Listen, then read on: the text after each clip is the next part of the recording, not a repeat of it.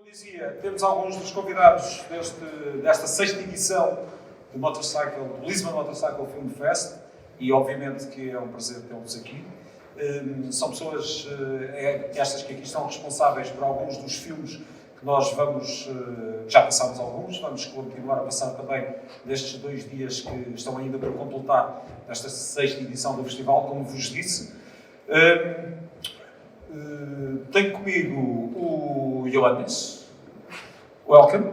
Thank you. He's the author and the editor of the Motorcycle Cities magazine.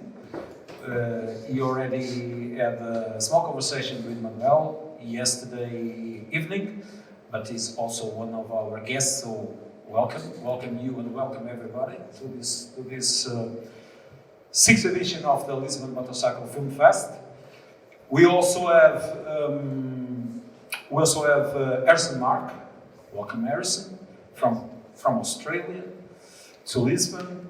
He's the executive producer of The Deserts and Dance film that we saw before yesterday evening. We also have Daniel van Rüdiger. Welcome, Daniel. Daniel is the film editor of that fantastic movie that we saw yesterday evening. How many breakdowns? 972 breakdowns. And he has a lot to tell us about that. We also have Vitor Pochat. Vitor is from Argentina and he's responsible for the film Harley a la Cubana, which is the film that will close the 6th edition of the Lisbon Motorcycle Film Fest. And on my left, we have simply a legend, Claudio von Planta. We also know him from being the responsible film editor, cameraman, whatever else you have done there, from the Long Way series, Long Way Round, Long Way Down, Long Way Up, and many, many other things that we will talk about in detail later on. Obviously, welcome Claudio, and we'll have a small conversation now. We have the big one later on, okay? Thank you very much. So, I will start briefly with Johannes. My name is Jonathan. Sorry? Jonathan. Jonathan. Why do I insist in calling you? I don't know. My mistake, of course. Your mistake? My mistake. My mistake. I'm sorry for that. No problem. I'm sorry. No problem. Jonathan. Yes. Welcome. Let's forget Johannes. Jonathan, welcome. Briefly, could you tell us a little bit about your project of Motorcycle Cities magazines, please? Yes. So I publish a magazine called Motorcycle Cities. So the idea is very straightforward, making a magazine about motorcycle culture inside the city. The first idea was quite personal. I love collecting magazines. I love motorcycle scene, but I missed a little bit the journey about all these things in the magazine. Topics are split in different chapters, and I always missing a little bit the story behind the photos, the story behind the whole journey of building a magazine. So I just had the idea to make it myself and to cover a city per edition of the magazine. So I make a first edition about Hamburg, really straightforward. I jumped on my bike, I drove to Hamburg, I knocked on the doors, and I met some people, and there I built up my first magazine. And that's a little bit the red line about the first 3 editions, and I always try to a little bit improve, start to figure out what's the best format of what the best storytelling to do so. And I think with Lisbon, I think I found something that suits me. It's the first of the 3 editions which has an image on the cover. So if you have the chance to maybe see the first 2 ones, you will see that's also a little bit of a research for me. And I'm very happy I could make a 3rd edition about Lisbon. And Lisbon is indeed, in fact, a motorcycle city. You found it. There are motorcycle people, so for me it's not about they ask if is the city suited for motorcycles or so on. But that's not really the purpose. It's about the people behind it, the story they have, the way they went through it. So for me, as you can see, even this midday the chat we have with each other, you can really feel that Lisbon is a very genuine motorcycle city. Very different from Hamburg, for instance. Even the people that it's are on motorcycle.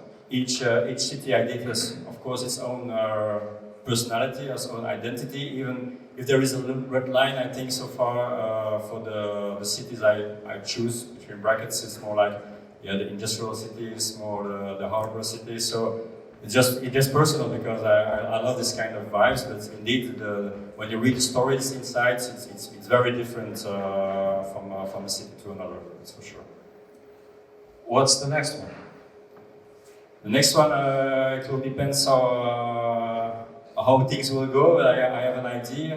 It's to do Tokyo because I did the first one of Hamburg. The second one I went to America.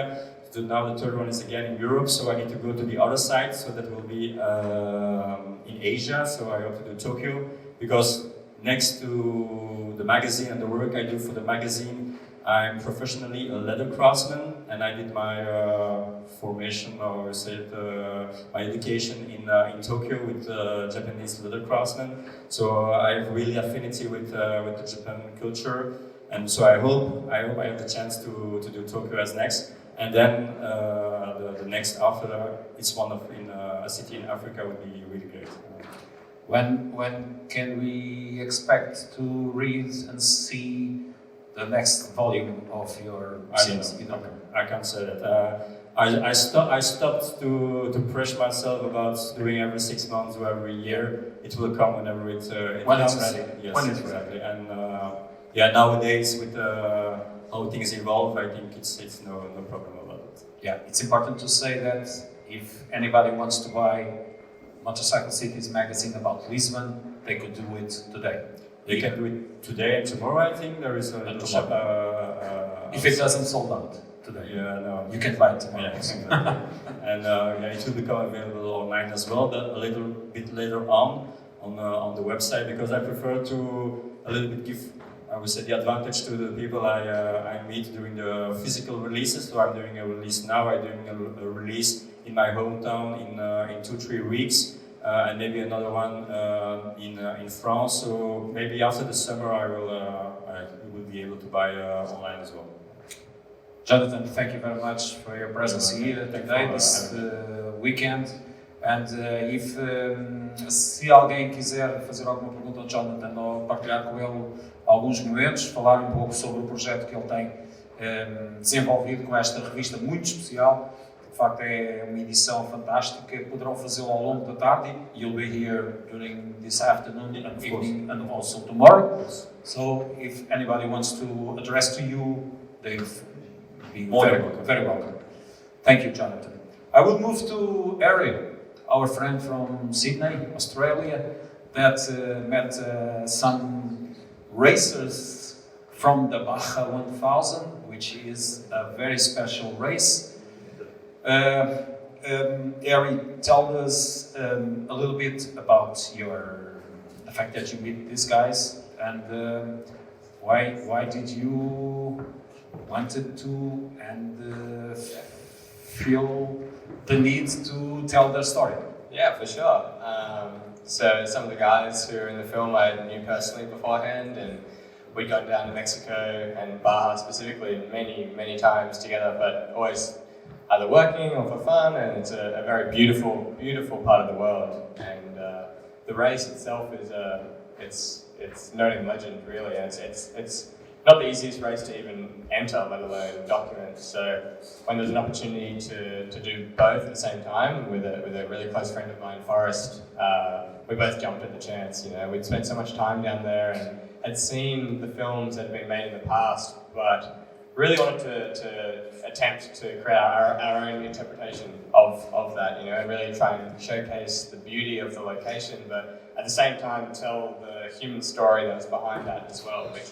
sometimes may have been neglected, but for us it was like there's equal beauty in the human story and the location and everything that goes into that. And that for us, it was a dream come true to have the opportunity to do so. Your film, The Desert Step Dance, is not only about the race, it's about the man who does the race and about the preparation, physical and mental, that you need to do that race, which is a very demanding race. It's a sprint race, very tough, and I believe that you wanted to take care of that human part of the race itself. Yeah. And it goes through your film, I think. Yeah, I mean, we really wanted to create a film on Baja and the race and the people, but a film that was enjoyable by everyone, you know, not just for the motorcycle community. Something that the motorcycle community would love, I hope, but it's still enjoyable by somebody who has no interest in motorcycles whatsoever, where, you know, they can perhaps relate to the human story that's told throughout it and introduce to the world of motorcycles perhaps and bring a wider community to our subculture, I suppose. And I hope that we were able to achieve something close to that in the film. Because that one is one of the most challenging races in the world. For the European people, we are used to Dakar, and Paris-Dakar before, now Dakar race. But this is a different kind of race. It's just more or less the same kind of race. It's an off-road race, of course, but it's something like absolutely nuts, because you start in the middle of the night and you finish the race in the middle of the next night, so it's 24, 25 hours of racing.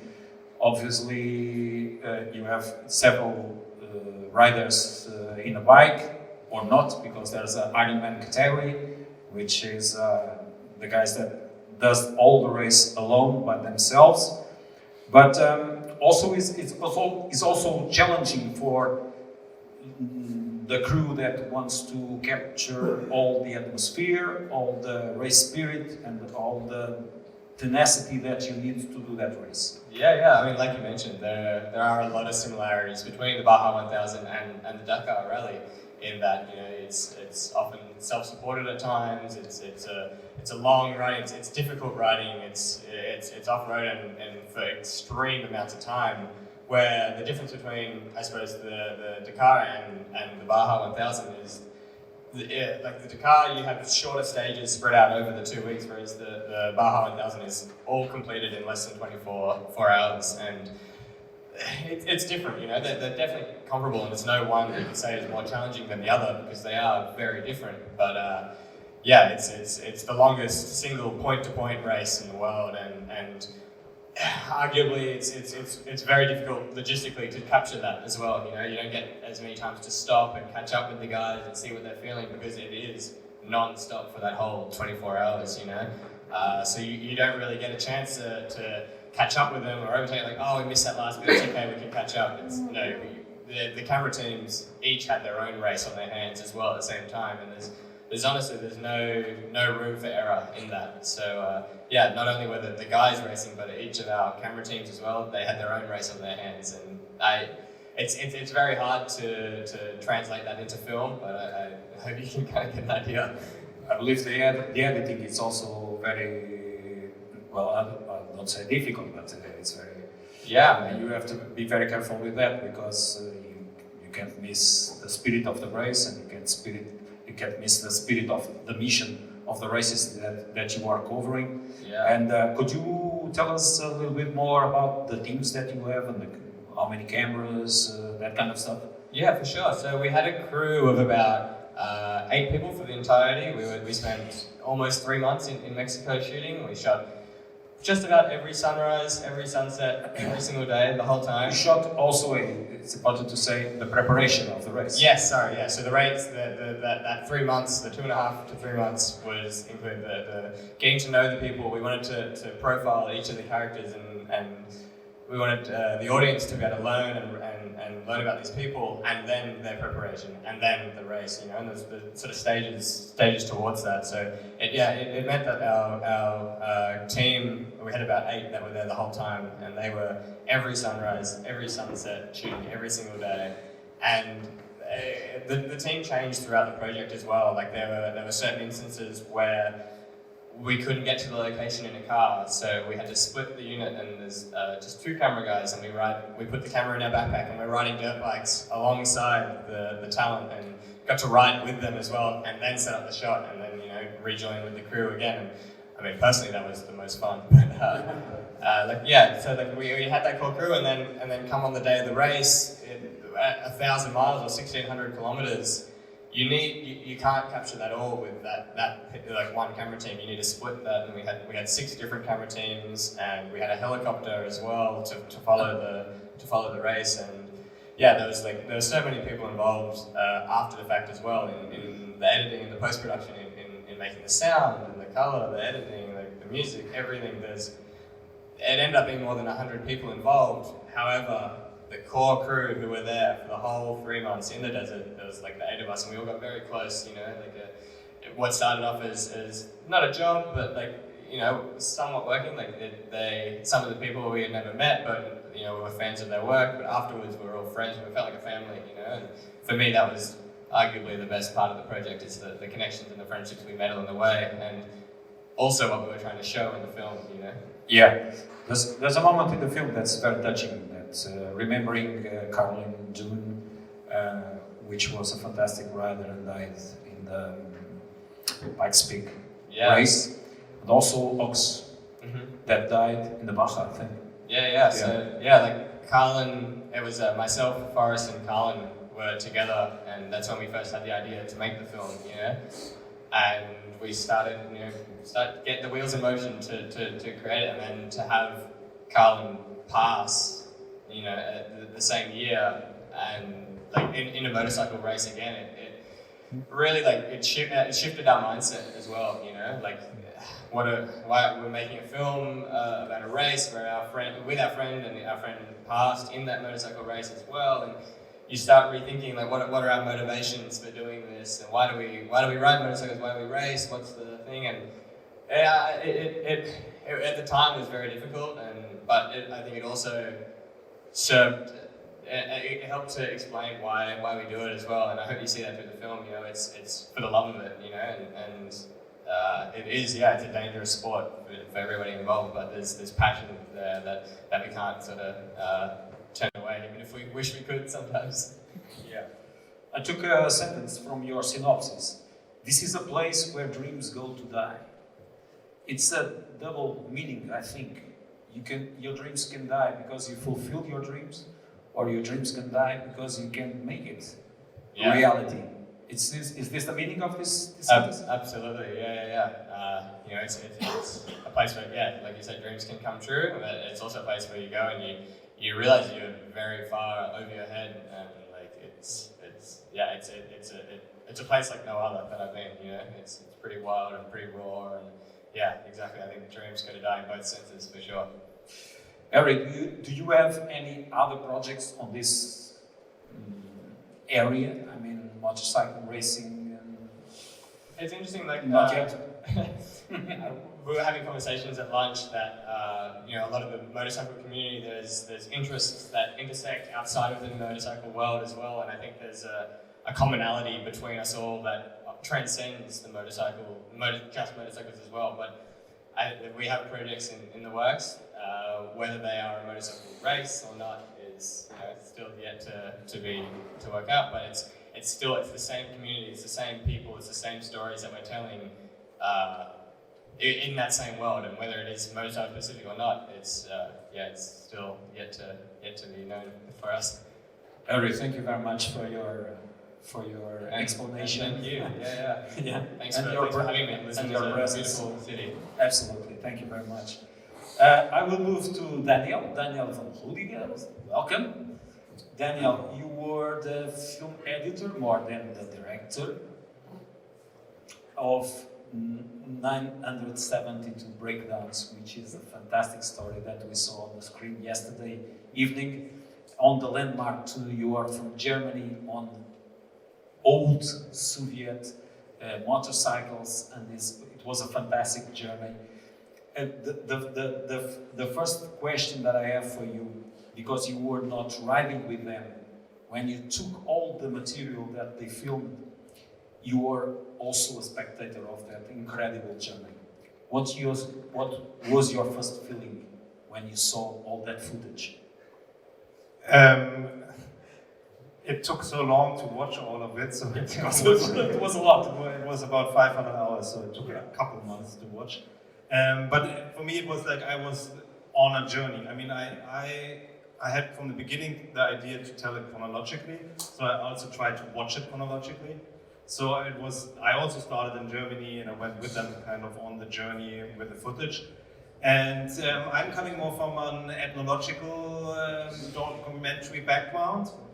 So my own film experiences are more like just watching people with my camera and not like to set up a story beforehand. So I really appreciated the documentary style of this material because they documented themselves. So there was no director who told them, can you please do this again, or let's do this again. So I appreciate it. Sometimes, of course, on the other side, it was annoying that like nobody told them, can you please shoot this maybe also one more time, or like, yeah, use a tripod or whatever. But this was like the nice thing. And of course, like you go through a lot of material. I mean, they often forget to shut off their GoPros or whatever. Like, so you have a lot of material which is just there. But the toughest for me probably was like when you watch material where they talk. Because this you have to watch in real time and you actually have to listen to all the bonfire talks and things like that. You sit there with them and you also open up a beer in front of the computer and just try to, So it was like, and then it was amazing. I mean, I knew the overall story. I met them on when they had talks. They had a lot of talks about their journey, so I knew what's going on kind of. But then it was like amazing, like what I found in this footage or like, which kind of humor I thought was interesting, and then it's a lot of picking and you just get rid of more and more material until you end up from 500 to 2 hours. Yeah, we have Claudio here, that he also filmed that kind of journey from London to New York, the long way around, but he had a different production crew, that's no problem saying it. But he had a kind of a very different production crew that they have. You met them, you know them very well now. I have an opinion. Only art students from Germany could do that like they did. They were not all from Germany, but I guess it was the good mixer of like the German straightforwardness of like let's get this done kind of to like really Effie, which is from Cyprus and is like always much too cool and like super relaxing. So I think that the combination also in their crew was like a perfect mix. And I think that everybody gave up at some point, but like there were always 4 other people who said like no, you cannot give up now. Like just like And they had so many breakdowns. Someone from the audience yesterday made a question that was very clever. They have so many breakdowns. How many nervous breakdowns that they have? Yeah, I mean, like in the film, also in the film you can notice. And also because they had also other breakdowns. They had like, for example, breakdowns with visa problems. They had financial breakdowns. They had, you can see some of the medical breakdowns they had.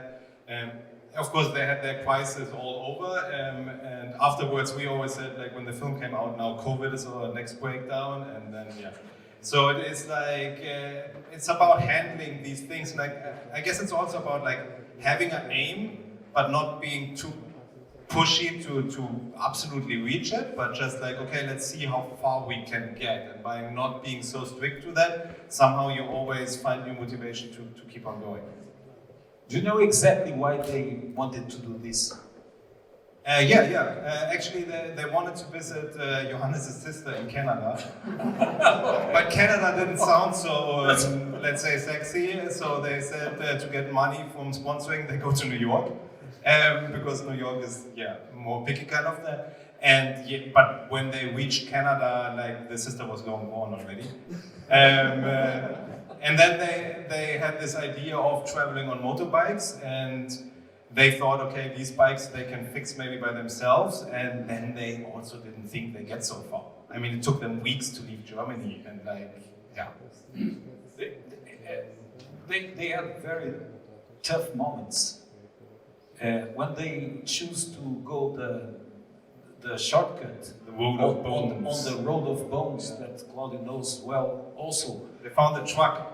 Yeah, Production truck. yeah, that was absolutely incredible because they were lost, no money, no food. Well, the money doesn't help them that much. With no food, with no gas, in a place that they don't know exactly where to go to. And I believe that, not in the film, but maybe in the footage that they did, there were very difficult moments, emotional moments there.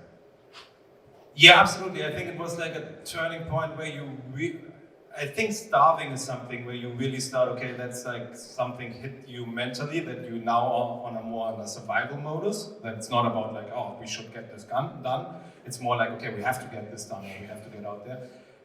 But on the other side, they said like it was also like clearing their minds so much. Like nobody was complaining anymore about normal stuff. We always complain every day, so it was like more survival mood hit them, and so yeah. Also there, I mean, afterwards they said like it was good that they had the experience, so to learn at least a little bit of that. Also, things can become dangerous. On the other side, when they went on the river, they again went somewhere where it was like, okay, why, like it's in the film, like why nobody stops us? Like, what are we actually doing here? But for them, it was like, yeah, to figure out like how tough they can go with these bikes. But it was for sure like one of these moments where it was like really, okay, now we just have to get out of there. It's important to say that they took 2 years and a half to do it. From, you said, 2015? Yes. Until 2017. Yes. Okay. They said at some time that in this kind of journey we met with the strangest mix of people in the globe. That is true, we can see it on the movie itself, but also these strangest kind of people were the very elderly kind of people, because with that extra help they could not do it till the end. I think that's actually most what is it about, or for me also, for directing or for having the idea how to solve all this storyline is like really, on the one side, of course, they also push themselves in situations where they have to get help. I mean, they depended often on help, so it's also not, but like I said, like a breakdown is really easy to understand. If like somebody, like international, if you see somebody standing in the middle of the street and he tries to fix something, people stop and ask, do you need help? So I think it was for them the perfect thing to get in connection with other people, and like often we are not so different in the world when it becomes to like just helping people. I mean, and so this was like the really nice thing, and because we had also the thought like there's not so much of the States in there, and how much is the difference between Russia and the States and stuff. And for them it was like, yeah, actually, of course in Russia you don't understand the people so well, but they also spoke some Russian. But other than this, it's like, yeah, if you have a breakdown, somebody stops and asks you if you need help. It's like, we're all helpful people in this world, and yeah. Would you take all this footage that you have and you did not use to do something else? Is that in the plan, or a saga or something? Or more episodes on it? I mean, no, I think we're kind of done with this. We're done with that. But like we put some stuff on the DVD, of course, as a bonus material. Extra footage. Yeah, I used some material to do a music video for the theme song, for example. I mean, yeah, I edited quite well, I would say, like 1 hour of the United States, and we kicked it out completely, or I kicked it out. But other than this, I think it was a luxury if you have so much material to use like really the core of what you think is best, and then when you ever go back to the other material, you know already why didn't I choose it, because probably it was not so great that what I use now. But it would have been like there was like an offer that like the television series will be made. I don't know how it's, yeah. And they came in touch with me, and there was also like, it would be really interesting if now somebody else is watching these 500 hours and what they do with it. Yeah. Because of course there's like also like probably what I found funny or interesting. So, but I think like on this, I mean, they did a book which is really nice and will be an English version. It's like a big photo book with a lot of side stories, which was no material. And they do their talks, and I think like, yeah, it served well, the material. There's a site where we can keep up with all that news. Yeah, you just have to remember one number, it's 972. And then maybe something with film or motorbikes or breakdowns. And 2 weeks ago we went online for streaming. So in different languages you can watch it now online. So that's the easiest way. That's something else I'd like to ask you, Daniel. You not only edit the footage, the film itself, but you also made the music of it. Yeah, I mean, from like all, like, I would say we were like 6 people doing this film. They are all artists, so of course they were also involved in the film. Like all the artistic strings came together in my person, I would say. And for me, I'm coming from a music background, more like in this combination of music and film, and I also always did the music in my documentaries. So this was really important for me, and I'm in a band 0101 with Stefan Karl together. And so it was fun. I mean, it fitted our music perfectly, I would say, like these broken down, shitty motorbikes. Like Stefan loves like really shitty, distorted guitar sounds, and I used for the drums like a lot of kick-on flashlights and all the sounds of the machine. So this was great to work for it. And for me, it's important to go back and forth doing music and editing at the same time. So that's a big luxury to do these both. And so it was, yeah, it was a pleasure to, first time also for me to hear my music in venues like this. And so it's great to do film music for me. Yeah. And your music was a very important part of the film because it created all the ambience, and it was very, very nice. Thank you, Daniel. Thank you. I will move to Vitor Pochat. I will change from English to Spanish now. Yes. Sorry, guys. Vitor, bienvenido a Lisboa, bienvenido a nuestro festival. Muchas gracias, espero que me entiendan, voy a hablar despacio. Sí, bien, sin problema. Harley a la Cubana. Esto es la película que vamos a ver nosotros mañana por la noche, por la tarde. Y Fito es de Argentina. Fito, cuéntanos un poco la historia por detrás de esta realización. Un poco cómo ha nacido la idea y cómo la has concretizado. Ok, bueno, yo a Cuba vengo yendo hace más de 10 años y un amigo español, productor de cine, me contó la historia de la existencia de unas Harleys muy antiguas en Cuba y bueno, me pareció una historia increíble, me pareció por momentos imposible que unas motos en un país bloqueado, sin repuestos, sin posibilidad de que entraran motos nuevas, pudieran estar funcionando. Y bueno, empecé a investigar, viajé a Cuba, conocí gente vinculada a la Harley Davidson y de ahí surgió un poco la historia. Muy bien. ¿Habías trabajado antes en películas relacionadas con motos o ha sido la primera vez? No, es la primera vez. Y ahí en Cuba, por cierto, que has notado que el mito Harley es muy fuerte, porque antes de la revolución cubana existían ya ahí muchas motos Harley Davidson, motos de los años 50, motos que se mantienen todavía. Y esto es un poco la base de la historia que cuentas en tu film, ¿no? Sí, previo a la revolución, la policía en Cuba usaba las motos Harley Davidson. Todos los años renovaban esas motos y las que usaban las vendían a la población. Cuando llega la revolución, eso se detiene y las motos, las Harley Davidson empiezan a quedar sin uso y empiezan a quedar tiradas. Y recién en los años 90, un poco por necesidad de tener algo para transportarse, frente a la crisis, ven que pueden empezar a recuperar esas motos y ahí en esa mezcla de necesidad y pasión empiezan a recuperar las motos. Y hoy debe haber más de 100 motos Harley Davidson previas a los 60, la revolución, funcionando de manera muy especial. Como dicen en un momento en la película, son unas Harley caribeñas, porque ya tienen tantas cosas, tantos repuestos locales creados por ellos que son muy especiales. Sí, no he visto la película todavía, la vamos a ver mañana. Es una historia sobre un mecánico, ¿no?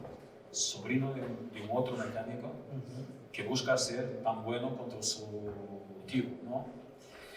Bueno, en estos días acá escuché hablar mucho sobre los problemas de las motos nuevas, Sí. que abandonan un poco todo lo viejo, que las motos no suenan como sonaban antes. Y la película en algún punto plantea la posibilidad de tomar lo mejor de lo viejo y lo mejor de lo nuevo. Y esa historia se cuenta a través de un muchacho joven de 20 años que su padrastro, José Sobrino es el apellido, su padrastro, que es un gran mecánico legendario de motos de Harley, tiene un taller y él espera heredarlo en algún momento y continuar esa pasión sobre... Heredar el título de mejor mecánico de Harley en Cuba. Exactamente. Y ahí es donde está un poco, que por otro lado es el gran dilema de Cuba en general, ¿no? Cómo poder adaptarse a los tiempos nuevos, a los tiempos modernos, sin perder los logros de la revolución, pero al mismo tiempo obligados a modificar y a cambiarse porque las cosas ya no son iguales. Como te dice, no he visto la película, pero he leído algunas cosas sobre ella. Y un crítico hablaba de tu película como, comparando un poco, es una película sobre un viaje, al final, en Cuba, sí. Un viaje en Harley Davidson. Sí. Y hacía también dos paralelos interesantes. Lo primero, con lo espíritu de la película Easy Rider, que ha sido la primera gran película de los viajes en la Harley, y lo espíritu libre y la libertad y tal. Y después también, quizás por el facto de tú eres argentino, también con el viaje de Che Guevara, desde Argentina subiendo a América del Sur en una moto, que no una Harley, pero en una moto. ¿Crees que esto tiene algún paralelo o es apenas creatividad de los críticos? Bueno, un poco de creatividad de los críticos. Y da un poco de miedo esa comparación, ¿no? Pero yo creo que todas las películas son un viaje, por lo pronto para los realizadores. Empezamos a hacer las películas de una manera y las películas nos transforman, así que seguro que en eso hay un viaje interesante. Compararlo con el viaje del Che es un poco demasiado. No puedo hacerme cargo de eso. Bueno, exacto. Cuéntanos un poco los retos y los desafíos que enfrentaste técnicamente para hacer esa película. Porque Cuba no es exactamente una sociedad completamente abierta, hay que respetar determinados códigos y cuéntanos un poco cómo ha sido técnicamente hacer esa película. Bueno, ¿qué tipo de equipo tenías ahí y tal? Técnicamente nada es fácil para hacer documentales del estilo que solemos hacer, lleva mucho tiempo y mucho esfuerzo y en general no tenemos presupuestos muy altos. En Cuba fuimos recibidos siempre muy amablemente y están siempre interesados en contar sus historias. Lo que pasa es que en Cuba hay muy pocos recursos, no hay nada. Y un poco lo que pasa con las Harley también es eso, que no tienen nada y con nada hacen mucho, ¿no? Eso lo dice también Mandy, el protagonista, en un momento de la película, ¿no? Que necesitan... La Harley Davidson en general es algo que se accede para pasear, para hacer un viaje. Ellos la usan para viajar diariamente porque no tienen nada para viajar. Para ir a trabajar, para ir al supermercado, comprar. Exacto, para el uso diario. Y lo arreglan con lo que tienen. Porque bueno, también han generado una cultura de que no se puede, no existe, entonces las cosas hay que hacerlas, hay que resolverlas, la moto tiene que andar y anda con lo que hay. Sí. ¿Y ha sido muy difícil o no? Lo hiciste tranquilo. Bueno, le he pasado muy bien haciéndola. Sí. Lo imagino. Sí, al final uno se olvida porque si no, no volvería a hacer una película. Uno lo pasa... Muy bien. Fito, ¿otros proyectos ya con el tema de la moto o no? Sí, estamos trabajando en un nuevo proyecto. Como sin querer me vuelvo a meter con las motos. Sí, ahí está. En Argentina, las motos también es un medio de trabajo. Es una herramienta de trabajo, se usa mucho para trasladar cosas, para llevar mensajes, y es para gente de bajos recursos puede ser una salida laboral. Y hay todo un mundo, hay mucha gente que accede a motos de bajo costo como herramienta de trabajo. Y bueno, estamos trabajando en hacer una película sobre eso. Muy bien, Fito. Muchas gracias por tu participación. Gracias y por lo que haya entendido. Y por tus esclarecimientos. I will move now again to English with our friend Claudio from Planta. Claudio, very welcome to Lisbon Motorcycle Film Fest. It's a shame that we don't have a film from you at this program, but I'm sure someday it will happen. Claudio is most known. First of all, you were born in a fantastic day. September the 16th is a fantastic day to be born. 2 years later. 2 years later. Yeah. And yeah, you were in the motorcycle community. You are very well known for being the man behind the camera on the Long Way series. We used to say the long way round, but then the long way down and the long way up. But your work is huge and in completely different areas. You are a true globetrotter of the filmmaking, if I can say so. How did you get into the motorcycles? I started my career, but basically I come from Switzerland and I wasn't allowed to get out of Switzerland before the age of 16. My parents said, first you need to know your own country. Of course, I only wanted to get away of Switzerland. And you study politics? Yeah, that's when I started, because I thought maybe if I look for a career in journalism, it gives me a pretext to travel, to get out of Switzerland. I was just bored in Switzerland. Today, people say, you know, Switzerland is such a beautiful country, why do you go somewhere else?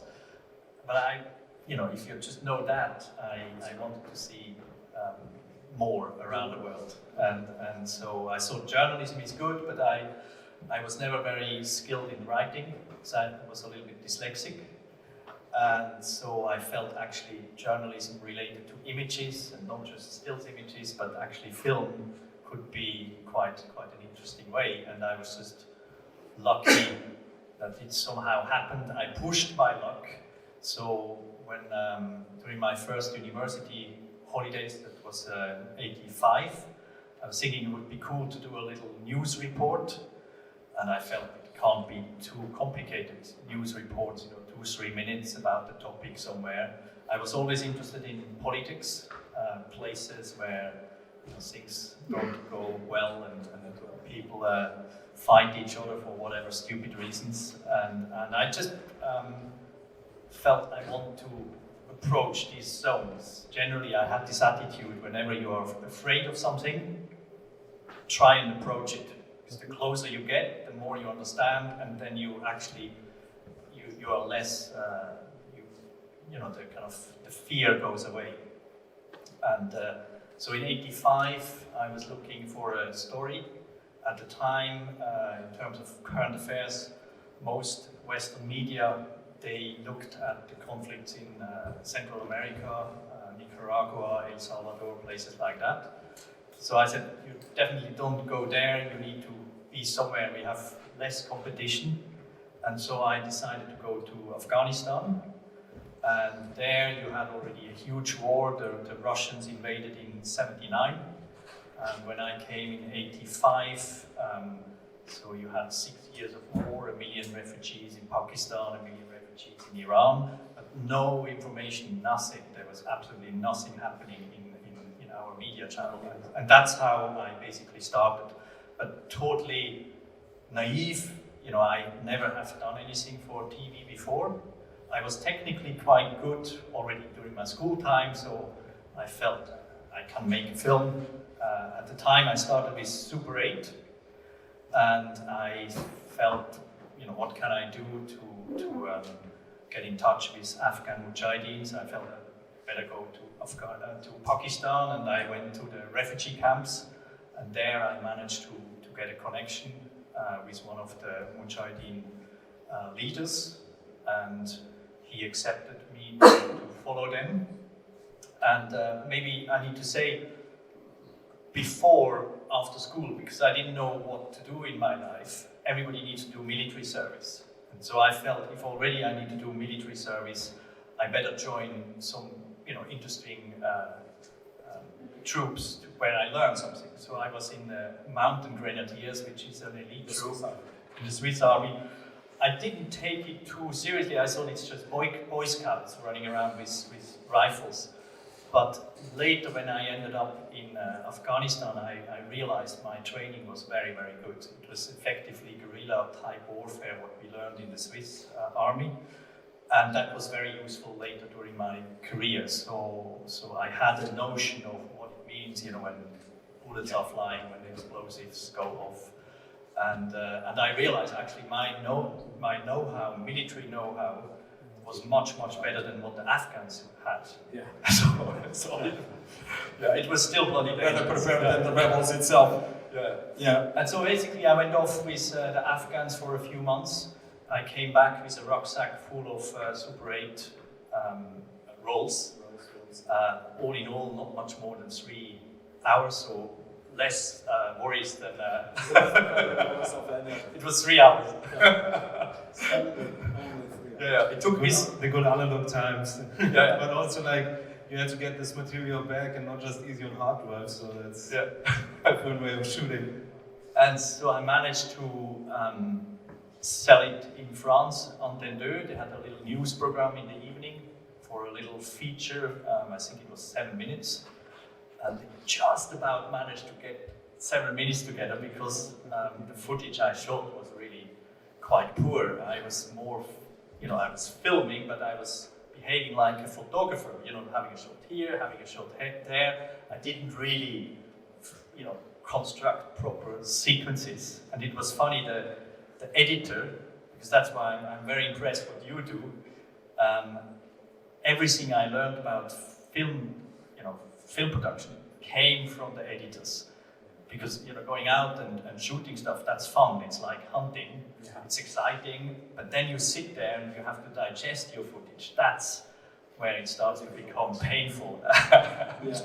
And so I had this editor in France who basically, he just knocked me down right, big time, right at the beginning. He was called Pedro. He has been in all these wars. He came from Vietnam. He has seen the Vietnam War. And then he has a young idiot like me turning up in his studio. Yeah. And he just said, look, if you are stupid enough to risk your life for that pile of shit, I think it's about time to learn how to use a camera. So that was the introduction with Pedro. Yeah. And he became my mentor afterwards. So that's how it started. Yeah. Claudio, we don't have too much time now, but we have an hour to talk about it. Later on at 6 o'clock, you are all invited. Now you have to go to the shorts in a few minutes. Someone called you the badass motorcycle director of photography from long way around. Do you agree with this definition?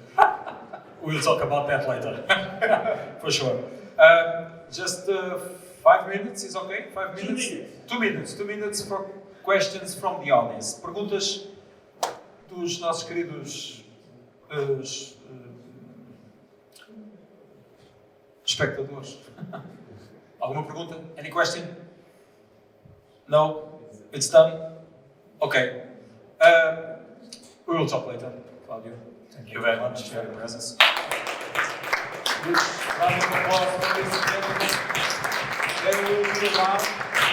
They will be around if you have any other question or simply autograph.